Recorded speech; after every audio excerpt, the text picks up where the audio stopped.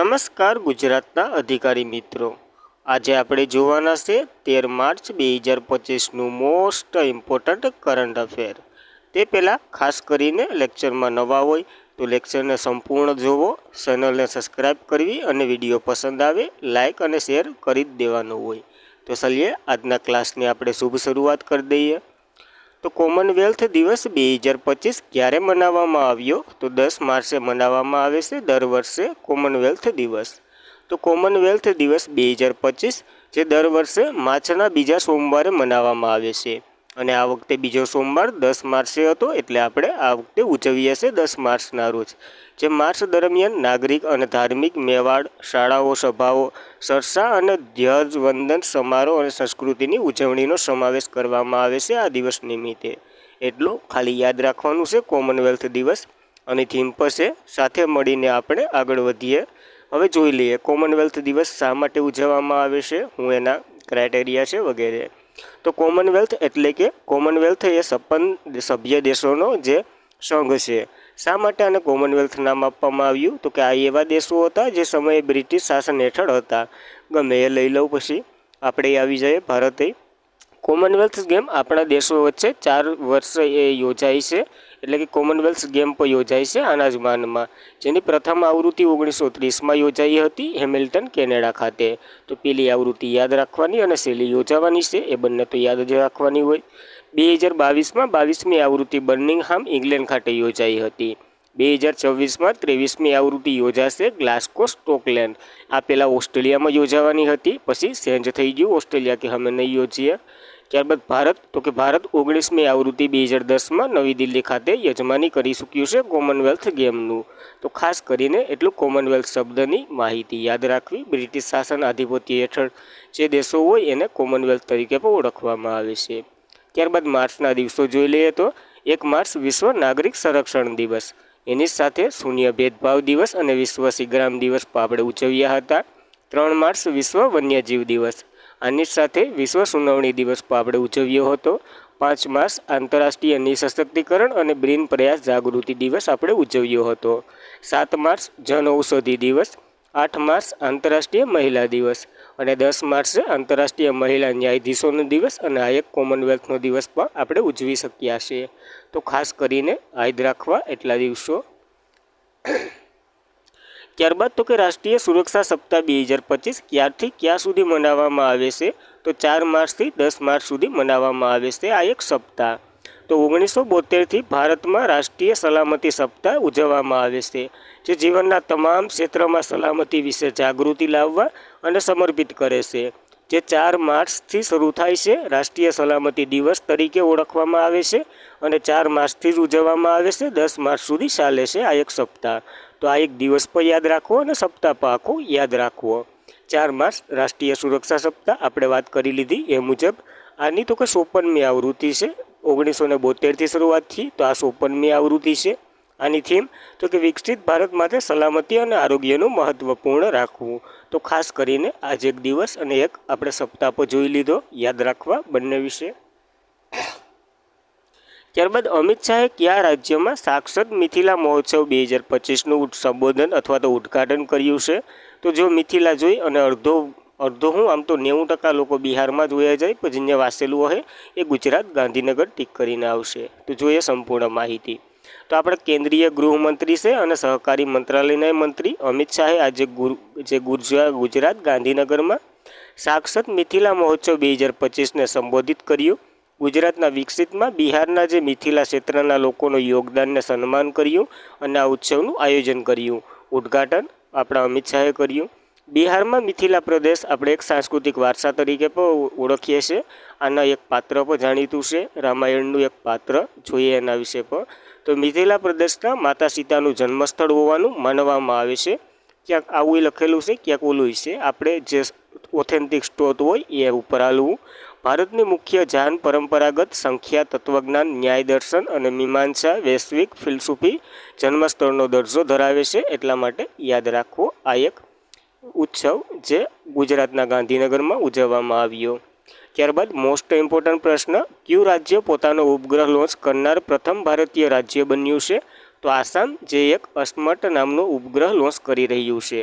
તો આસામ સરકારે સરકારે મહત્વપૂર્ણ સામાજિક આર્થિક પહેલ ડેટા એક્સેલન્સને મજબૂત બનાવવા માટે સહસુરક્ષા વધારવા માટે પોતાનો એક ઉપગ્રહ અસ્પષ્ટ લોન્ચ કરવાની યોજના ધરાવે છે. અને આ 2025-26ના જે બજેટ છે રજૂ કરવાના છે આસામના નાણામંત્રી અજંતા નિયોગે એમાં બજેટમાં રજૂ કરેલી છે આ યોજના. આ ઉપગ્રહ કૃષિ, આપત્તિ વ્યવસ્થાપન, માળખાગત વિકાસ, સુરક્ષા કામગીરી માટે સમર્પિત સેવાઓ પૂરી પાડશે. તો ખાસ આસામ પ્રથમ રાજ્ય બન્યું છે અસ્માસ્ટ નામનો એક ઉપગ્રહ પર આસામ લોન્ચ કરવાનું છે.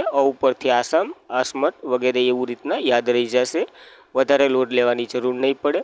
અને આ ઉપગ્રહની વાત કરીએ તો ઇન્સ્પેક્સ એટલે કે India national space promotion and authority centre અને ઇસરો એટલે કે ઇન્ડિયન સ્પેસ રિસર્ચ ઓર્ગેનાઇઝેશનના સહયોગથી વિકસાવવામાં આવી રહ્યો છે. તો ખાસ કરીને યાદ રાખવું આસામ અને આ બે બીજી કંપનીઓ એ બધી યાદ રાખવી અથવા તો સંસ્થાઓ પર યાદ રાખવી. આની સાથે આસામની વાત કરીએ તો કેપિટલ દિસપુર છે, સીએમ તો કે હેમંત બિસ્વ શર્મા છે અને ગવર્નર લક્ષ્મણ પ્રસાદ આચાર્ય છે. એટલી સ્ટેટિક માહિતી યાદ રાખવી આસામ વિશે.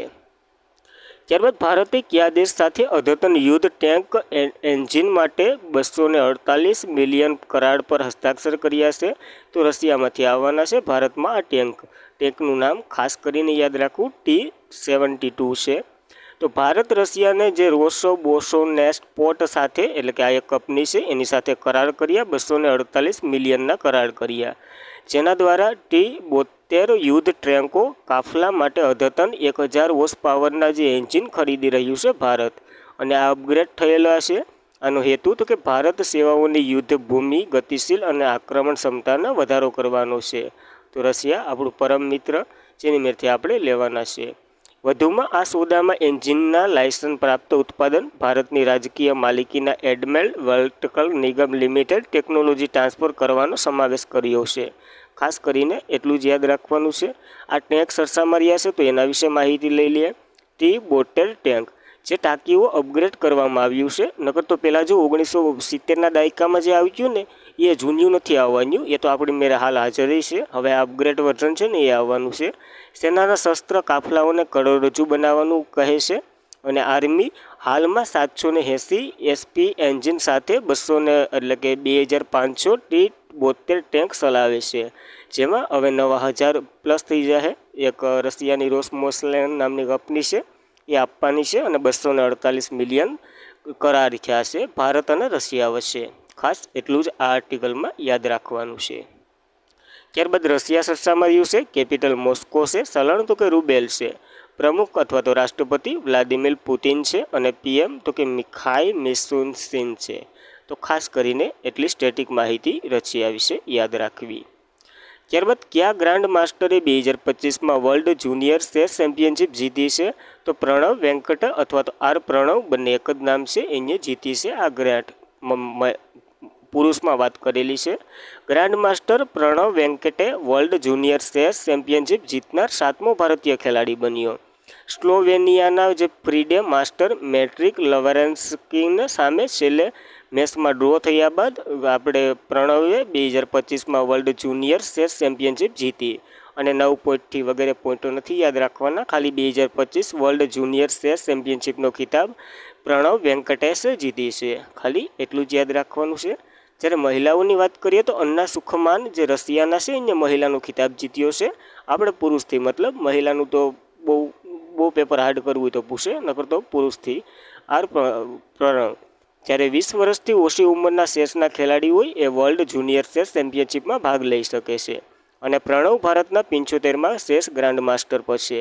જ્યારે જે વિશ્વ જુનિયર ચેસ ચેમ્પિયનશિપ જીતનાર 7મો ભારતીય છે.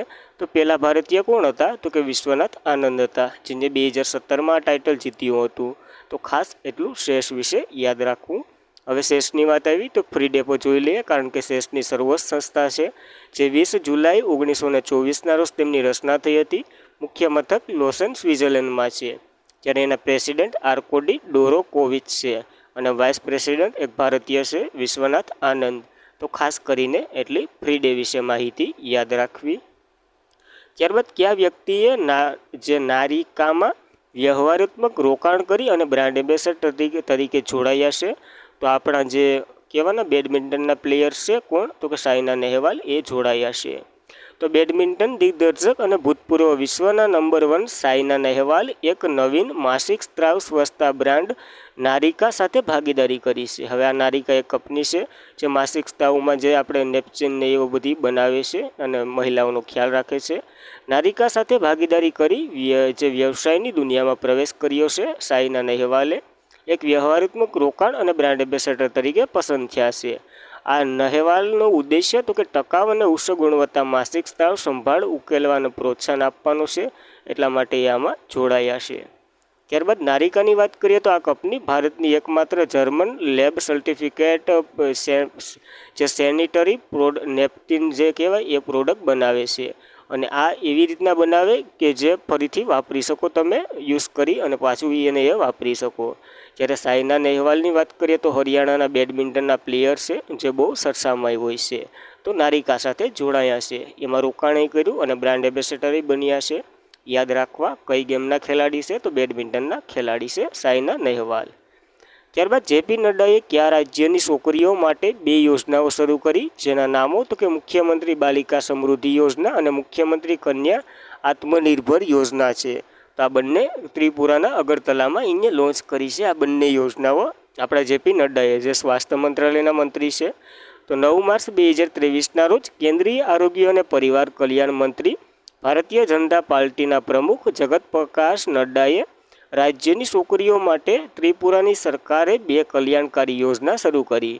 આ રાજ્ય ભાજપ સરકારના રચનાના 2 વર્ષ પૂર્ણ થવાના પ્રસંગે મુખ્યમંત્રી બાલિકા સમૃદ્ધિ યોજના અને મુખ્યમંત્રી કન્યા આત્મનિર્ભર યોજના વગેરે શરૂ કરી છે. તો આ બંને વિશે થોડી માહિતી લઈ લઈએ, ક્વેશ્ચન આવે નહીં આવે. આ યોજના રાજ્યમાં જે ગરીબ રેખાની છે એટલે કે BPLમાં જન્મેલી મહિલાઓને મળશે. કઈ યોજના? તો કે મુખ્યમંત્રી બાલિકા સમૃદ્ધિ યોજના.